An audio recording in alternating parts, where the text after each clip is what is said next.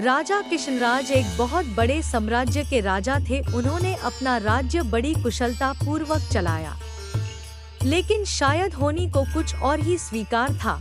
राजा किशनराज का निधन अचानक हो गया, तो उनके एक लौते पुत्र सभ्यराज को उनकी गद्दी दी गई। नौजवान राजा आखिर था तो किशनराज का ही पुत्र, वो भी अपने पिता की तरह बहुत ही प्रतिभाशाली था।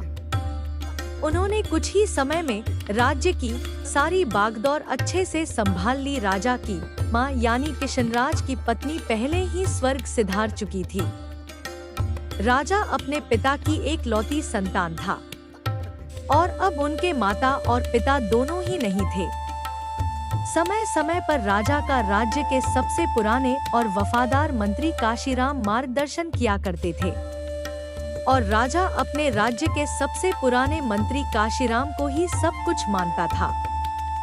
एक दिन काशीराम ने राजा को अब विवाह करने की सलाह दी। राजा को उन्होंने पास के राज्य की राजकुमारी प्रेरणा के बारे में बताया। प्रेरणा बहुत ही गुणवती और संस्कारी है, साथ ही समझदार भी। आपके साथ इस राज्य को चलाने में भी आपको बहुत सहयोग करेंगी।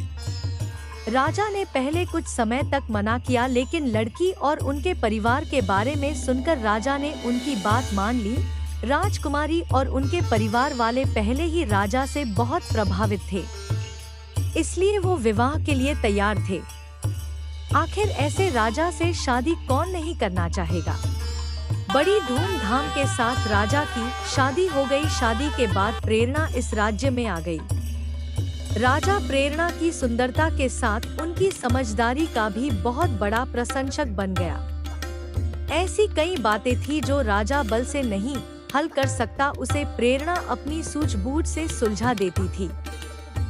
राजा और रानी दोनों ही एक दूसरे को पाकर बहुत ही खुश थे। उन दोनों में प्रेम था। ठीक 1 साल बाद रानी प्रेरणा गर्भवती हो गई। राजा और रानी दोनों अपनी पहली संतान के लिए बहुत खुश थे, भगवान का बहुत धन्यवाद दे रहे थे। राजा ने योजना बनाई थी कि उनकी संतान होने पर वो पूरे राज्य को निमंत्रण देंगे।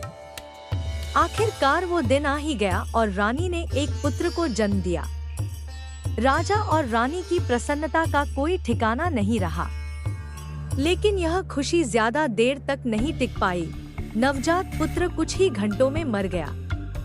राजा और रानी के साथ मंत्रीगण और सेवक सभी बहुत दुखी हो गए। काशीराम ने राजा को हौसला दिया। राजन, भगवान की मर्जी के आगे किसकी चली। आप खुद को संभाले और रानी को भी हौसला दे। राजा ने रानी को हौसला दिया, साथ ही खुद को भी। वो समय भी निकल गया। राजा और रानी उस दुख से उभरने लगे। उन्होंने इस सत्य को स्वीकार किया और अपने आने वाले जीवन के लिए फिर से योजनाएं बनाने लगे।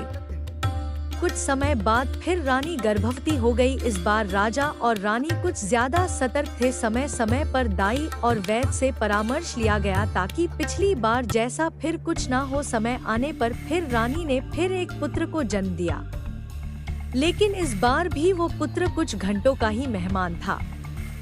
राजा रानी को लगा कि ऊपर वाला उनके साथ ऐसा क्यों कर रहा है। अब यह बात सोचने योग्य हो गई थी। राजा ने अब दूसरे तरह के उपाय करना शुरू कर दिए। सब कुछ होते हुए भी राजा के राजमहल में एक अलग खालीपन था। विरोधी राजा और शत्रुओं ने राजा की इस अवस्था का लाभ उठाकर राज्य पर हमले करना शुरू कर दिए। अपने निजी जीवन में इस परेशानी का प्रभाव कई बातों पर पड़ा। राजा अपना कुछ राज्य हार गया। राज्य की जनता का भी राजा पर से विश्वास कम होता जा रहा था। बातें थी कि जो अपनी संतान नहीं बचा पा रहा है, लगता नहीं वो राज्य को बचा पाएगा। इन सारी समस्याओं के बीच रानी प्रेरणा अपने प्रयासों में लगी हुई थी। वो राज्य में ऐसे ही जा जाकर राज्य के वासियों से मिलने लगी। रानी क्या कर रही है यह किसी को पता नहीं था। फिर करीब 6 महीने बाद वो राजा को बोली कि अब हमारी संतान की मृत्यु नहीं होगी, लेकिन उसके लिए आपको मेरी बात माननी पड़ेगी। राजा पहले ही जानता था कि रानी बुद्धिमान है।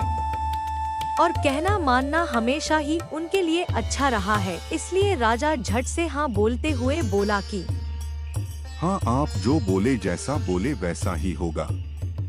बताइए रानी। आज रात के बाद मैं अज्ञात जगह चली जाऊंगी और संतान प्राप्ति के बाद मैं उचित समय पर वापस आ जाऊंगी। आप मुझे ढूंढने का प्रयास मत कीजिएगा। यह आप क्या कह रही है? आप रानी होकर ऐसी बातें कर रही है। आप कहाँ रहेंगी? अगर आपको हमारी संतान चाहिए तो आपको मेरी बात माननी पड़ेगी।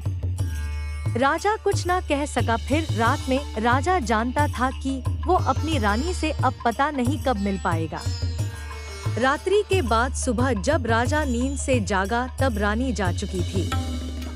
काशीराम के द्वारा पूछे जाने पर राजा ने कहा कि प्रार्थना करें हम अपने इस प्रयास में सफल हो जाएं। राजा को भरोसा था कि रानी जहाँ भी होंगी वो इतनी बुद्धिमान और समझदार है कि परिस्थितियों का सामना कर सकती है। साथ ही उसे यह भी विश्वास था कि रानी जो बोल के गई है वैसा ही होगा। उनकी संतान इस बार जीवित रहेगी। इसलिए राजा अब अपने विरोधियों से निपटने लगा। वो अब विश्वास से भरा था, जिसके कारण उसे इसके अच्छे परिणाम मिल रहे थे। फिर एक दिन अचानक लगभग 10 माह बाद ही एक सुबह रानी गोदी में बच्चा लिए आई। पुत्र था करीब 1 माह का। राजा की खुशी का ठिकाना नहीं रहा। राज्य में उसने सभी को निमंत्रण भिजवा दिया गया। राजा ने रानी को धन्यवाद दिया। कहा, यह आपने कैसे किया और हमसे क्या गलती हो रही थी? उचित समय पर आपको बता दूंगी। राजा अपने महल में नए मेहमान नन्हे राजकुमार के साथ बहुत खुशी खुशी जीवन व्यापन करने लगा। साथ ही राजा के राज्य का विस्तार होने लगा। लेकिन पुत्र के आने के बाद रानी में बहुत सारे बदलाव हुए। रानी अब पहले जैसी नहीं रही थी। ऐसा सोचना राजा का था। रानी राजा को अपने समीप भी नहीं आने देती थी। कुछ ना कुछ कारण बताकर टाल देती थी। राजा के द्वारा पूछे जाने पर रानी कहती कि आपने कहा था जो मैं कहूँगी आप मानेंगे। यह भी हमारे पुत्र के जीवन के लिए आवश्यक है। राजा का पुत्र अब 2 साल का हो गया। रानी का समीप न आने का प्रतिबंध अभी भी राजा के लिए वैसा का वैसा ही था। इतने समय के प्रतिबंध के चलते अब राजा के मन में कई विचार घर बनाने लगे। फिर एक दिन राजा को इस विचार ने पकड़ लिया कि शायद यह पुत्र उसका नहीं है, कमी शायद उसी में थी। रानी को यह पता चल गया, इसलिए रानी अब उसे अपने पास नहीं आने देती। अब उसे यह विचार हमेशा सताने लगा। अब हर बात में वो अपने आप को अपमानित मान रहा था। राजा ने एक दिन रानी को पूछा कि यह बच्चा कैसे जीवित रहा, आप बताइए। महाराज उचित समय आने दीजिए। मैं कई दिनों से आपके व्यवहार देख रहा हूँ, आप कुछ बहुत ही बड़ी बात छिपा रही है। यह बच्चा किसका है? आप हमें सच बता दीजिए, हम आपको क्षमा कर देंगे। रानी को राजा के इस तरह के बर्ताव से अचरज हुआ। यह बच्चा हमारा है, आप कैसी बातें कर रहे हैं? अगर आपने झूठ बोला या हमसे कुछ छिपाया जो हमें कहीं और से पता चला तो आपको और बच्चे को दोनों को दंड मिलेगा। महाराज आप किस तरह की बात कर रहे हैं? बात अगर मेरी होती तो मैं चुप रहती, लेकिन आपने मेरे बच्चे के लिए बोला है और मैं यह बात सहन नहीं कर सकती। सच सुनने की हिम्मत है तो सुने। तब रानी ने एक ऐसे सच से राजा को अवगत कराया जो वो नहीं जानता था। मैंने इस पूरे राज्य में करीब 6 माह तक भ्रमण किया और जगह जगह जाकर पुराने लोगों की बातें सुनी। आपके राज्य की सीमा पर जंगल में एक समूह रहता है। उनके कुल देवता में उनकी अटूट आस्था है और उनमें शक्ति भी है। साथ ही समूह का एक प्रधान है जो पूरे समूह का ध्यान रखता है। उनकी वाणी मतलब उनके देवता की वाणी। जब आप 1 वर्ष के थे तब आपके पिताजी और माता के साथ एक दिन यात्रा पर गए। बग्गी से यात्रा करते समय उस समूह की एक महिला जो गर्भवती थी बग्गी से टकराकर मृत्यु को प्राप्त हो गई, जिसके परिणाम स्वरूप उन्हें प्रधान ने श्राप दिया कि अब से उनका वंश आगे नहीं बढ़ेगा। इसी वजह से आप भी अपने पिता के एक अकेली संतान है और इसी कारण हमारी संतान नहीं बच पा रही थी। आपके यहाँ से जाने के बाद मैं वहाँ उन लोगों के साथ रही। शुरू में उन लोगों को मुझ पर क्रोध था, लेकिन फिर वो मेरी आस्था देखकर पिघलने लगे। मैंने देवता से प्रार्थना याचना की, लेकिन एक बार तीर कमान से निकल गया तो वापस नहीं आता। हमारी संतान फिर पैदा होते ही चली गई। तो यह बच्चा किसका है? मेरे समय के साथ ही वहाँ एक और स्त्री भी गर्भवती थी, उनकी संतान भी उसी समय हुई हमारी संतान के साथ। मेरे पुत्र की मृत्यु होने के बाद मैं उनके देवता के आगे अपनी संतान को लेकर जोर जोर से रोने लगी। तभी वो सारे समूहवासी इस बच्चे को मुझे देने आ गए और मेरे आगे घुटने टेक कर मुझे समर्पित कर दिया। उनकी आंखों में मेरे लिए प्यार था, दया थी और हाथ में बच्चा था। बस मुझे लगा कि अब हमें क्षमा मिल गई। नवजात को मैं कुछ दिन वहाँ रहने के बाद ले आई। आप अपना बच्चा ना होने से कितने दुखी थे। उन लोगों की दया और महानता देखो, एक राजा को उन्होंने अपना बच्चा दे दिया, वो भी उस राजा के पुत्र को जिसने उन्हें चोट पहुँचाई थी।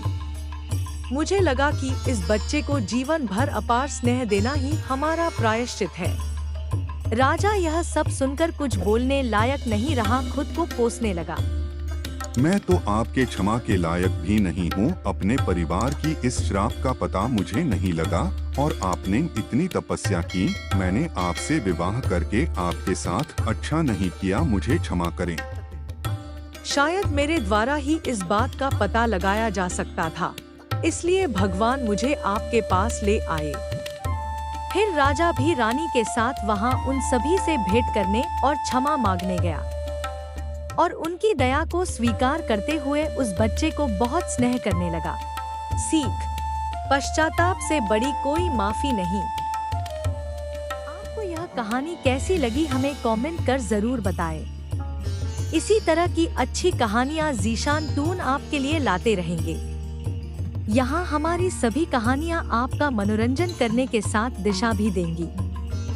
तो बने रहिए हमारे साथ और हमारे कोशिश को सफल बनाएं।